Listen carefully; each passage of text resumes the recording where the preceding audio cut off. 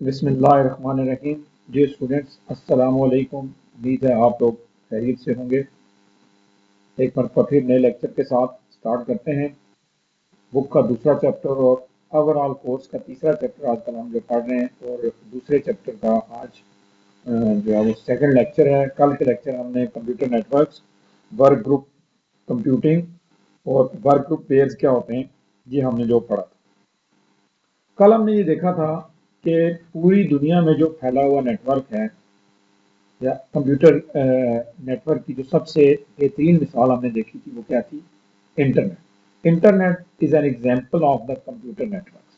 ठीक है जी, कि दुनिया में जितने भी कंप्यूटर्स हैं उनको जब आपस में जोड़ा जाता है तो एक बहुत बड़ा नेटवर्क बनता है, जिसको हम आजकल उर्फ आम में क्या कहते हैं? इंटरनेट कहते हैं। तो आज का हमारा लेक्चर जो है वो इसकी हिस्ट्री, इसके स्टार्ट के बारे में होगा, और इंटरनेट हमें किन किन तरीकों से फैसिलिटेट कर रहा है उसके बारे में। तो स्टार्ट करते हैं आज का लेक्चर। मैं स्क्रीन को फुल स्क्रीन मोड में लेके जा रहा हूँ आगे पढ़ने में आसानी हो। स्टूडेंट, अगर आपको पढ़ने में दिक्कत होती है तो आप जब यूट्यूब के ऊपर ये लेक्चर रन करते हैं तो क्वालिटी जो है वो इसको 480 या 720 पे देखा करें। 380 पे देखेंगे तो फिर भी रिजल्ट अच्छा आएगा, लेकिन वो 480 पे रिजल्ट जो है वो आपको बहुत बेहतर मिलेगा। तो आते हैं आज के टॉपिक की तरफ, इंटरनेट। सबसे पहले तो आपको पता होना चाहिए कि इंटरनेट है क्या। Internet is an example of computer network. ठीक है जी। Internet is a wonderful and amazing arena where we can find information about almost anything of the world. लेकिन इस वक्त कंप्यूटर के अंदर जो है, कंप्यूटर की फील्ड के अंदर, बल्कि दुनिया में जो है वो इंटरनेट एक ऐसी चीज है जिसकी मदद से आप दुनिया में कहीं पे भी किसी भी किस्म की इंफॉर्मेशन जो है वो एक सिंगल क्लिक के ऊपर हासिल कर सकते हैं। फिर चाहे वो जो है वो आपके मेडिकल टेस्ट का रिजल्ट हो, या दुनिया की किसी भी यूनिवर्सिटी के अंदर आपके एडमिशन की मालूमात हो, या जो है वो घर बैठे हुए आप अपना शनाख्ती कार्ड नंबर की मदद से अपना वोटर लिस्ट में से अपना नाम निकाल सकते हैं। और इस तरह की बेशुमार जो है वो चीज़ें जो है वो इसकी मदद से इवन आप जो घर बैठे जो है शॉपिंग कर सकते हैं। एक ज़माना था कि आपको उठ के बाजार जाना पड़ता था और दुकान के ऊपर जाके सामान परचेज करना पड़ता था, और अगर वो सामान आपके मुल्क में नहीं मिलता, आपके मुल्क में मुयसर नहीं है, तो आप उसको कभी भी नहीं खरीद सकते थे। लेकिन आज आप देखते हैं कि आप अपने घर में बैठे हुए यूएसए, यूके, चाइना से जो चीज़ें मंगवा रहे होते हैं। तो ये सारी चीज़ें इंटरनेट की मरहून मिन्नत है, और इसको ई कॉमर्स कहा जाता है। लेटर ऑन आने वाले चैप्टर में हम इसको भी पढ़ेंगे। On the internet we have the ocean of knowledge, यानी मालूमात का एक समुंदर है अबाउट द बुक्स, किताबों के बारे में। फिर चाहे वो इस्लामी बुक्स हों, चाहे आपकी जो है वो जनरल नॉलेज की बुक हो, या आम जो हमारी स्टडी बुक्स हैं वो हों। मैगजीन्स आपको हर किस्म के मिल जाते हैं। इंसाइक्लोपीडिया जो है वो यहाँ पे हर किस्म का मौजूद है। गूगल जो है, आप उससे कोई भी चीज़ जो है वो सर्च जो कर सकते हैं। And any other type of reference material available. In addition we can have expert opinion on any topic and come and can communicate with world community on all ranges of the subject। आप किसी भी बात के ऊपर दुनिया में किसी भी एक्सपर्ट से ओपिनियन ले सकते हैं। यानी आप कोई मेडिकल के रिलेटेड आपको कोई मसला है, तो एक तो आपके शहर में जो डॉक्टर है आप उससे मशवरा कर सकते हैं, और फिर आप क्या कर सकते हैं कि आप जो है वो इस्लामाबाद में या इवन मुल्क से बाहर भी बैठे हुए किसी डॉक्टर से अपनी सेहत के बारे में जो मशवरा कर सकते हैं। और हाल ही में हमने इसका मुजाहरा देखा भी है। कोविड के दौरान आपने देखा कि आप जो है वो टेली हेल्थ जो शुरू किया गया था एक प्रोग्राम, कि आप घर से बैठे हुए टेलीफोन के जरिए या इंटरनेट के जरिए डॉक्टर को अपने जो है वो बीमारी के बारे में बताएंगे, वो डॉक्टर जो है वो ऑफिस से ही आपको प्रिस्क्राइब जो है कर देगा। तो इसका तो अभी हमने रिसेंटली ये चीज जो देखी भी है एक्सपर्ट ओपिनियन के हवाले से। Essentially, the internet has brought the world nation to the realization of the global village। अब ये क्या है, किस्म का क्या बन गया? ये कल भी मैंने बात की थी कि now the world become a global village। अब what is the features of the global village? Global village तो आप छोड़ें, आप सिर्फ ये बताएं कि विलेज के फीचर्स क्या होते हैं। देखिए, विलेज के फीचर्स ये होते हैं कि एक तो विलेज जो है, एक तो उसका एरिया छोटा होता है, हर बंदा दूसरे बंदे को जानता होता है। गांव के एक कोने पे खड़े होकर आप आवाज लगाएं तो दूसरे कोने में जाती है। किसी के घर कोई फौतगी हो जाए तो फौरन वो बात जो है वो पूरे गांव में फैल जाती है। आज अगर इस ख्याल को आप पूरी दुनिया के ऊपर लागू करें तो आप देखते हैं कि दुनिया के एक कोने में कोई हादसा होता है, कोई मसला होता है, तो फौरन ही फेसबुक के जरिए या और जितने भी हमारे पास जो है वो वेबसाइट्स हैं, उनकी मदद से फौरन इंफॉर्मेशन जो है वो दुनिया के दूसरे कोने बल्कि थ्रू आउट द ग्लोब जो ट्रेवल कर जाती है।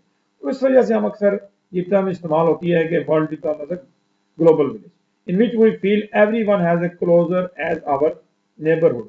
यानी आप जिससे बात कर रहे होते हैं आपको ऐसा लगता है कि वो आपका पड़ोसी है। Internet is not a real entity और a place that has a building. कहते हैं ये कोई फिजिकल चीज नहीं है इंटरनेट कि ये कोई बिल्डिंग होगी या कोई डिब्बा होगा जिसको आप घर ले जाएंगे। ये है तो एक लॉजिकल चीज, लेकिन लॉजिकल चीज होते हुए भी ये आपको हर तरह से फैसिलिटेट कर रही है।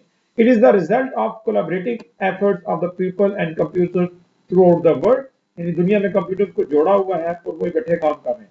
The end result is an electronic link to the world of information and entertainment. ना सिर्फ इंफॉर्मेशन बल्कि एंटरटेनमेंट का भी जरिया है। आप मूवीज जो देख सकते हैं, नेटफ्लिक्स है आपके पास, उसके जरिए आप पुरानी से पुरानी, के पास यूट्यूब है, पुराने से पुराना ड्रामा जो आपने अपने बचपन में देखा हो या आपने बड़ों से उस ड्रामे के बारे में सुना हो वो भी आप देख सकते हैं। In simple word the internet is a network of connected computers that provide us A facility of exchange data, messages, files and other computer with other computers that are connected to the internet। अब यहाँ पे student एक definition लिख लें, short सी definition है internet की। The network of the networks, हाँ जी, the network of the networks is called internet. मैं एक बार फिर इसको दोहरा रहा हूं, इसको नोट कर लें।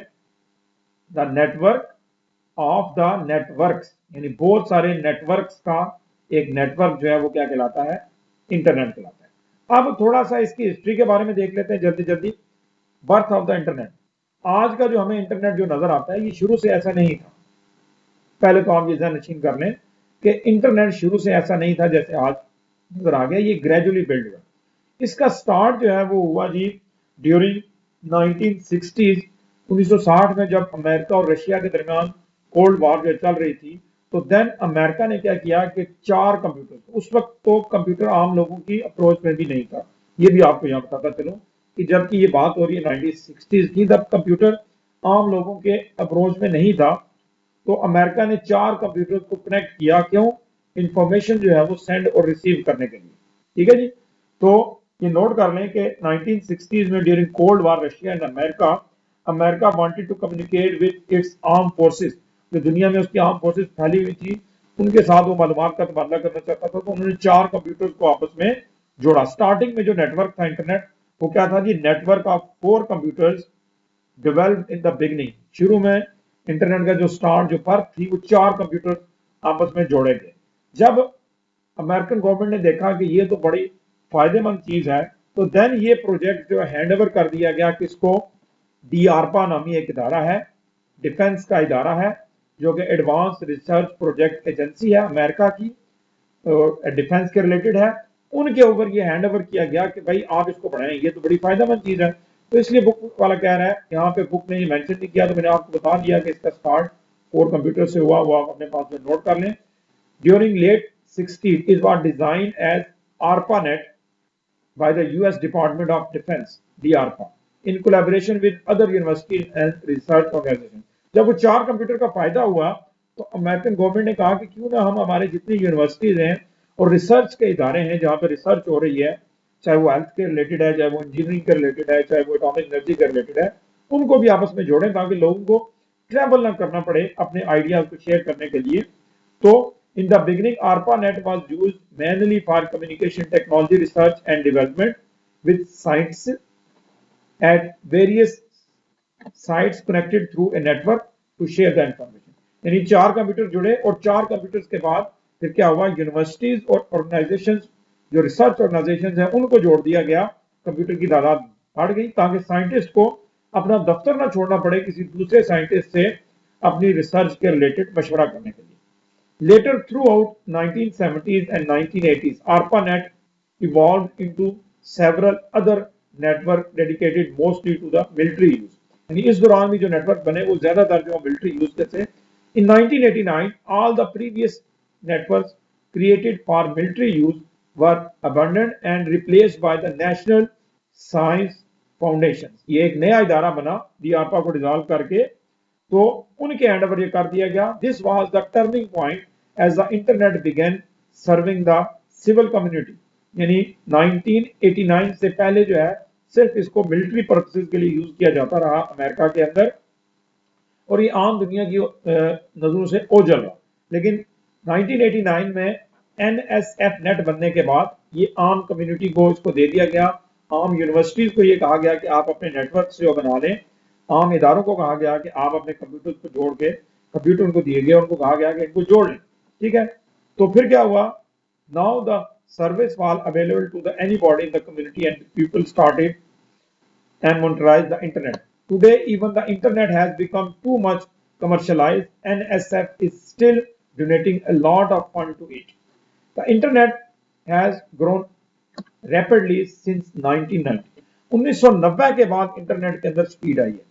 अगर मैं यहाँ मीरपुर की बात करूँ तो स्टूडेंट हमें याद है कि शुरू में यहाँ पे जो है वो डायल अप जो कनेक्शन आया था कि हम कंप्यूटर की तार जो है मॉडेम के साथ लगाते थे और एक 100 रुपए का कार्ड मिलता था जिसको हम डायल करते थे, और स्पीड जो है वो उस वक्त, आपके लिए भी ये इंटरेस्टिंग होगा कि उस वक्त जो मैक्सिमम स्पीड होती थी, क्योंकि मॉडेम की जो मैक्सिमम स्पीड होती है वो 56 किलो बिट पर सेकेंड होती है। कितनी? 56 किलो बिट पर सेकेंड। और आज हम बात करते हैं एमबीज की, यानी 2 MB का कनेक्शन या 4 MB का कनेक्शन। तो याद रखें 1020 KB हूं तो 1 MB बनता है। तो उस वक्त स्पीड कितनी होती थी? 20 KB या 25 जो KB तक मीरपुर में आती थी, और वो भी बार बार जो डिस्कनेक्ट हो जाता था। तो दुनिया की वो बात कर रहा है कि 1990 में ये रैपिडली फिर ग्रो होगा। According to the internet society, the number of computer network in the internet is more than 2 million and the number of computers that connected to these networks is more than 100 million। यानी एक idea है कि इस वक्त जो है वो तकरीबन 2 million, more than 2 million networks हैं और उनके अंदर कंप्यूटर्स की तादाद 100 ऑफ मिलियन है। To understand how the internet works, we need to have a sufficient knowledge of the networking, the connectivity of the computer। कहता है कि नेटवर्क को अगर आप डीपली समझना चाहते हैं तो फिर आपको कंप्यूटर नेटवर्क, जिसके बारे में स्पेसिफिकली ये चैप्टर है जो हमने शुरू किया हुआ है, उसको आपको डिटेल में समझना पड़ेगा। अब चलते हैं आगे जी। How the internet is useful. Internet हमें किन लिहाज से हमारी मदद जो है वो कर रहा है, तो उसके लिए स्टूडेंट ये आपने जो पढ़ना है, मैं मेन चीजें आपको बता देता हूं। World wide web. World wide web is a collection of millions of uploading web pages, websites. It is organization that internet related resources so that we can easily access the information available on the internet. www is the category of the server। Server क्या होता है जी? किसी भी network के अंदर वो computer जो resources share करवा रहा होता है उसको जो है वो आप सर्वर कहते हैं। तो www क्या होता है? सर्वर की कैटेगरी का मेन नाम है। या आप जब भी कोई वेबसाइट खोलते हैं तो आप लिखते हैं www.yahoo.com या www.ajk.gov.pk, तो ये क्या होता है? ये सर्वर की कैटेगरी को कहा जाता है। ठीक है, आगे जी इलेक्ट्रॉनिक मेल, ये एक और फायदा है इंटरनेट का। ईमेल, आप में से बेशुमार लोगों ने ईमेल अकाउंट बनाए भी हैं और उनकी मदद से वो अपने फेसबुक अकाउंट चलाते हैं, अपने फ्रेंड्स को ईमेल जो करते हैं। ईमेल के साथ आप ना सिर्फ मैसेज भेज सकते हैं बल्कि आप उनके साथ फाइलें भी सेंड कर सकते हैं, तस्वीरें सेंड कर सकते हैं, वीडियोस जो सेंड कर सकते हैं। आगे जी टेलनेट, ये 2 नंबर का क्वेश्चन अक्सर पेपर में आता है। It is the software. Telnet क्या है जी? सॉफ्टवेयर है, tool that allows one computer to connect to the another computer and make use of the other computers information. यानी आप बैठे अपने घर में हैं, आपने अपने घर के जरिए दोस्त के कंप्यूटर के साथ जो कनेक्ट हो गए हैं और अपने कंप्यूटर के अंदर बैठ के उसकी सी ड्राइव को खोल के वहां से फाइलें जो है वो देख रहे हैं। इसके लिए ये टेलनेट इस्तेमाल होता है, ये सॉफ्टवेयर, यानी अपने कंप्यूटर पे बैठ के दूसरे के कंप्यूटर को हैंडल करना, इसके लिए ये टूल इस्तेमाल होता है टेलनेट। आगे जी फाइल ट्रांसफर प्रोटोकॉल। प्रोटोकॉल क्या होते हैं जी? सेट ऑफ रूल्स होते हैं। जब सेंडर और रिसीवर नेटवर्क के ऊपर बात करते हैं तो वो आपस में कुछ रूल्स तय करते हैं, उन्हें प्रोटोकॉल कहा जाता है। तो फाइलें सेंड करने के लिए ये इंटरनेट की फैसिलिटी है FTP, और इसमें आप फाइलें सेंड भी करते हैं और फाइलें मंगाते भी हैं। सेंड करने के अमल को अपलोडिंग कहा जाता है, और इंटरनेट से फाइलें या सॉफ्टवेयर अपने कंप्यूटर पे लेके आना या मूवीज अपने कंप्यूटर पे लेके आना, इसे हम कहते हैं डाउनलोड। आगे जी गूफर। ये भी 2 नंबर का सवाल टेलनेट के बाद सबसे ज्यादा इंपॉर्टेंट सवाल 12 टाइम पेपर में आ चुका है। It is an access and retrieval system converting a wide range of information from reference materials to magazine articles to government documents and speeches। यानी कि बेसिकली ये एक्सेस देता है आपको मुख्तलिफ मटेरियल की जो कि एक जगह पे पड़ा हुआ है जिसको आप डाउनलोड जो कर सकते हैं। चैट ग्रुप्स हैं, चैटिंग ग्रुप्स हैं, आजकल इनका रुझान बहुत कम हो गया। शुरू में होता था याहू के चैट ग्रुप्स होते थे, वहां पे जाके आप जो चैटिंग जो करते थे। अब ये जो आखिरी दो टॉपिक हैं दे आर रियली इंपॉर्टेंट, और इस पेज के अंदर से अगर मैं कहूं पेपर में आने वाली चीजें तो टेलनेट, गूफर, अपलोडिंग क्या होता है, डाउनलोडिंग क्या होता है, इंट्रानेट क्या होता है और एक्स्ट्रानेट क्या होता है। इंट्रानेट क्या होता है जी? An intranet is a private owned secure business network based on the internet technology although not necessarily connected to the internet.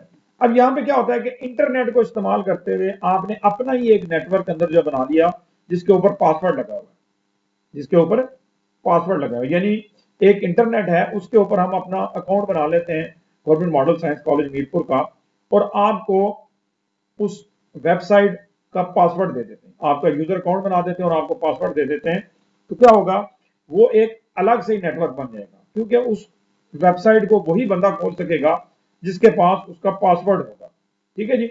और अगर किसी के पास पासवर्ड नहीं होगा तो उसके लिए वो सिक्योर होगा, तो लिहाजा इसको कहते हैं इंट्रानेट। इंटरनेट के अंदर जो पासवर्ड प्रोटेक्टेड नेटवर्क आप बनाएंगे, कोई वेबसाइट बनाएंगे जिसके ऊपर आपने पासवर्ड रखा होगा ताकि उसको हर कॉमन पर्सन को ओपन ना कर सके, उसको हम कहेंगे intranet. The term intranet appeared when companies discovered that they could use internet technologies to make company internal information available to all employees, no matter where the employees were located or what kind of hardware they are using। मैं आपको मिसाल देता हूँ कि यहाँ शहर में अक्सर जो है वो शूज की शॉप जो खुली हुई आपने देखी, बाटा है, सर्विस है, सी क्लेव वगैरह हैं या ICS वगैरह हैं, तो इनके यहाँ पे जो बिलिंग सिस्टम है वो रियल टाइम में काम कर रहा होता है। यानी कंप्यूटर पे ये यहाँ बैठे होते हैं, इन्होंने इंटरनेट के जरिए अपनी वेबसाइट जो खोली होती है, जो इनके मेन हेड ऑफिस में से लॉन्च हो रही होती है, और उसी के अंदर ये डाटा एंटर करते हैं। अब उसमें वैसे तो देखने को आपको भी वो वेबसाइट जो नजर आएगी, लेकिन उसको अगर आपने उसमें बिलिंग वगैरह एंटर करना है तो फिर आपको पासवर्ड डालना पड़ेगा। यानी इंटरनेट के अंदर अपनी वेबसाइट बना दी है, एम्प्लॉयज को उसका पासवर्ड दे दिया और वो उस वेबसाइट के अंदर डायरेक्ट जो डेटा डाल रहे हैं, ये कहलाता है क्या? इंट्रानेट। आ गया जी extranet. An extranet is two or more intranet connected in such a way that the enable collaboration among the companies that own the separate internets। अब क्या है कि दो मुख्तलिफ इंट्रानेट की कंपनीज जो हैं वो आपस में जुड़ जाती हैं, कनेक्ट हो जाती हैं और अपनी कुछ इंफॉर्मेशन एक दूसरे को शेयर करती हैं। ये ज्यादातर जो है वो यूरोपियन कंट्रीज में होता है कि जैसे एक एडमिनिस्ट्रेटिव इदारा बना हुआ, जैसे बल्दिया हमारे पास, तो बल्दिया एक एक्स्ट्रा नेट बनाएगा जिसके अंदर हेल्थ का भी इंटरनेट शामिल होगा, अस्पताल वाले भी अपना इंटरनेट उन्होंने उसमें शामिल किया हुआ होगा। उसके अलावा बिजली के महकमे ने भी अपना इंटरनेट जो शामिल किया होगा, ज़राअत के महकमे ने भी अपना इंटरनेट उसमें शामिल किया हुआ होगा। तो यूं एक इन तमाम डिपार्टमेंट्स को मिला के इनको मिलाने की फैसिलिटी जो किसने दी? Extranet. और एक्स्ट्रा नेट जो बनाएगा वो इनमें से अपनी मर्जी की इंफॉर्मेशन उठा सकेगा, लेकिन वही इंफॉर्मेशन उठा सकेगा जिसका हक जो है वो इंटरनेट वाले आपको देंगे। यानी इंटरनेट जो है वो बल्दिया को ये कहते हैं अस्पताल वाले के, अस्पताल वाले सिर्फ यही देख सकते हैं कि इस अस्पताल में डॉक्टर कौन कौन से, वो ये नहीं देख सकते कि इसके अंदर मरीज जो कौन कौन से हैं।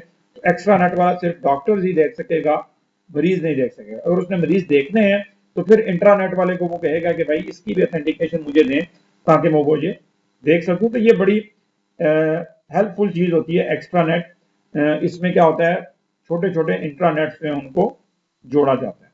ठीक है जी। On an extranet each connected company usually makes some selected part of its intranet accessible to the employees of the one or more other company. For example several companies might create an extranet to consolidate data gathering and share data, to join, develop and share training programs and other materials। तो ये बाकी चीजें आपने देखनी है, मैंने आपको समझा दिया कि इंट्रानेट क्या होता है। इंटरनेट की मदद से पासवर्ड प्रोटेक्टेड नेटवर्क बनाना, और एक्स्ट्रानेट क्या होता है? टू और मोर इंट्रानेट का नेटवर्क जो है वो एक्स्ट्रानेट आता है। तो स्टूडेंट आज का जो टॉपिक था थ्योरेटिकल था, लेकिन बहुत इंपॉर्टेंट था बेसिक्स जो समझने के लिए कि जब आप किसी बंदे से इंटरनेट के मौजू पे बात कर रहे हो तो ये इन्फॉर्मेशन आपके पास होनी चाहिए, तभी वो समझ सकेगा कि आप नेटवर्क को जो जानते हैं। आज के लिए इतना ही, दुआओं में याद रखिएगा। फी अमानिल्लाह। और आज का लेक्चर जो है वो क्लोज करते हैं।